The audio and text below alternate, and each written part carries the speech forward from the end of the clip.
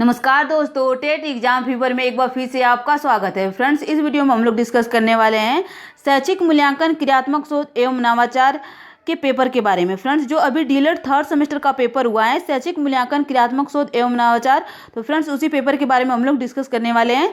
तो चलिए video start करते हैं। सबसे पहला प्रश्न है, आगरे का ताजमहल किसने बनवाया था? यह किस प्रकार का प्रश्न है? तो फ्रेंड्स इसका उत्तर हो जाएगा, आगरे का ताजमहल शाहजहां के द्वारा बनवाया गया था अपनी पत्नी मुमताज के याद में। तो इसका उत्तर हो जाएगा, यह स्मृति संबंधी प्रश्न है। ओके, अगला प्रश्न है, ब्लूम के अनुसार कितने सोपान की चर्चा की गई है? तो फ्रेंड्स इसका उत्तर हो जाएगा, ब्लूम के अनुसार 3 सोपान की चर्चा की गई है। 3 सोपान कौन कौन से हैं? तो ज्ञानात्मक, भावात्मक और क्रियात्मक। अगला प्रश्न है, निम्नलिखित में कौन सा वस्तुनिष्ठ प्रकार का प्रश्न है? तो फ्रेंड्स इसका उत्तर हो जाएगा, निम्नलिखित में बहुविकल्पी प्रश्न जो होते हैं ये वस्तुनिष्ठ प्रकार का प्रश्न है। ओके, चलिए अगला प्रश्न देखते हैं। अगला प्रश्न है, चर क्या है? तो फ्रेंड्स चर सतत एवं असतत दोनों होते हैं। ओके, तो इसका उत्तर हो जाएगा दोनों। फ्रेंड्स अगला प्रश्न है, शैक्षिक नवाचार का तात्पर्य है? तो शैक्षिक नवाचार का तात्पर्य है अधिगम प्रक्रिया में नवाचार, शिक्षण विधि में नवाचार। तो इसका उत्तर हो जाएगा उपयुक्त दोनों। ओके, चलिए अगला प्रश्न देखते हैं। फ्रेंड्स पेपर बिल्कुल एकदम आसान आया था, कोई हार्ड पेपर नहीं आया था। ओके, अगला प्रश्न है, मूल्यांकन के अंतर्गत है? तो मूल्यांकन के अंतर्गत शिक्षक का मूल्यांकन, संस्थागत मूल्यांकन, शिक्षार्थी का मूल्यांकन। तो इसका उत्तर हो जाएगा उपयुक्त सभी। ओके, चलिए अगला प्रश्न देखते हैं। फ्रेंड अगला प्रश्न है, शैक्षिक शोध के प्रकार हैं? तो शैक्षिक शोध 3 प्रकार के होते हैं। कितने प्रकार के होते हैं? शैक्षिक शोध 3 प्रकार के होते हैं।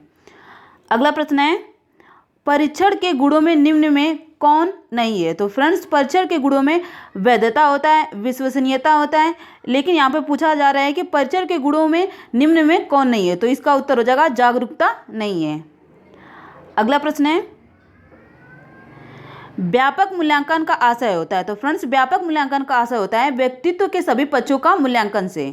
ओके, अगला प्रश्न है, संचयी आलेख पत्र के प्रकार हैं? तो फ्रेंड्स संचयी आलेख के पत्र हैं पैकेट या परत, एक पत्र लेख, संकलित पत्र। तो इसका उत्तर हो जाएगा ये सभी। ओके, चलिए अगला प्रश्न देखते हैं। अगला प्रश्न है, निम्नलिखित में से कौन सी क्रिया पाठ्य सहगामी क्रिया से संबंधित नहीं है? तो फ्रेंड्स पाठ्य सहगामी क्रिया से संबंधित है भ्रमण, पर्यटन, विज्ञान क्लब, और जो संबंधित नहीं है ये कृषि कार्य है। ओके, तो इसका उत्तर हो जाएगा पहला। अगला प्रश्न है, क्रियात्मक शोध का संपादन कितने चरणों में होता है? तो फ्रेंड्स क्रियात्मक शोध का संपादन 6 चरणों में होता है। ओके, चलिए अगला प्रश्न देखते हैं। अगला प्रश्न है, अनुसंधान के कार्य हैं? तो फ्रेंड्स अनुसंधान के कार्य होते हैं सिद्धांत का निर्माण करना, सिद्धांतों का अनुप्रयोग करना, नवाचार करना। तो इसका उत्तर हो जाएगा उपयुक्त सभी। ओके, चलिए अगला प्रश्न देखते हैं। अगला प्रश्न है, क्रियात्मक शोध का मूल आधार होता है? तो फ्रेंड्स क्रियात्मक शोध का मूल आधार होता है समस्या हमारी और हल भी हमारा। ओके, अगला प्रश्न है, निम्नलिखित में से किसके द्वारा यह पता चलता है कि बच्चे ने अभी तक कितना ज्ञान व कौशल अर्जित किया है? तो फ्रेंड्स इसका उत्तर हो जाएगा मापक के द्वारा पता चलता है कि बच्चे ने अभी तक कितना ज्ञान और कौशल अर्जित किया है। ओके, चलिए अगला प्रश्न देखते हैं। फ्रेंड्स अब हम लोग अति लघु प्रश्नों को देखेंगे। अति लघु प्रश्नों के अंतर्गत 16 नंबर पर प्रश्न है, मूल्यांकन की प्रविधियों के 2 प्रकार बताइए। तो मूल्यांकन की प्रविधियों के 2 प्रकार हैं परिमाणात्मक और गुणात्मक। ओके, अगला प्रश्न है, एक अच्छे परीक्षण के 2 गुण बताइए। तो एक अच्छे परीक्षण के 2 गुण हैं विश्वसनीयता होनी चाहिए, वैधता होनी चाहिए, व्यवहारिकता होनी चाहिए। ओके, चलिए अगला प्रश्न देखते हैं।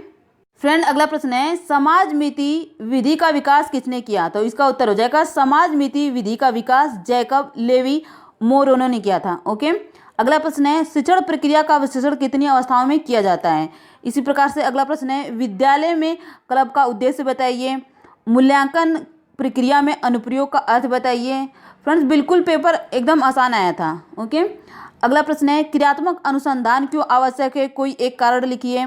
मूल्यांकन के संज्ञानात्मक पद से संबंधित कोई एक बिंदु का उल्लेख करो। अगला प्रश्न है, मूल्यांकन एवं मापन में कोई एक अंतर लिखिए। तो मूल्यांकन का जो क्षेत्र होता है व्यापक होता है और मापन का क्षेत्र संकुचित होता है। ओके, अगला प्रश्न है, परीक्षण किसे कहते हैं? तो परीक्षण वह वस्तुनिष्ठ एवं मानवीकृत साधन है जिसके द्वारा संपूर्ण मानव व्यवहार के विभिन्न पक्षों, योग्यताओं, उपलब्धियां, क्षमताएं, रुचि एवं व्यक्तित्व संबंधी विशेषताओं का मात्रात्मक एवं गुणात्मक अध्ययन किया जाता है। इसे परीक्षण कहते हैं। ओके, अगला प्रश्न है, मौखिक परीक्षा के गुण एवं दोष बताइए। तो फ्रेंड्स ये भी बिल्कुल एक जी प्रश्न है, मौखिक परीक्षा के गुण एवं दोष बताइए। तो मौखिक परीक्षा के गुण हैं, छात्रों में आत्मविश्वास जागृत करना, निदानात्मक कार्यों हेतु उपयोगी है, मुख्यतः यह व्यक्तिगत होता है। ओके, और जो इसके दोष हैं मौखिक परीक्षा के, तो इसमें विश्वसनीयता एवं वैधता का अभाव होता है, समय ज़्यादा लगता है, पक्षपात की संभावना ज़्यादा होती है।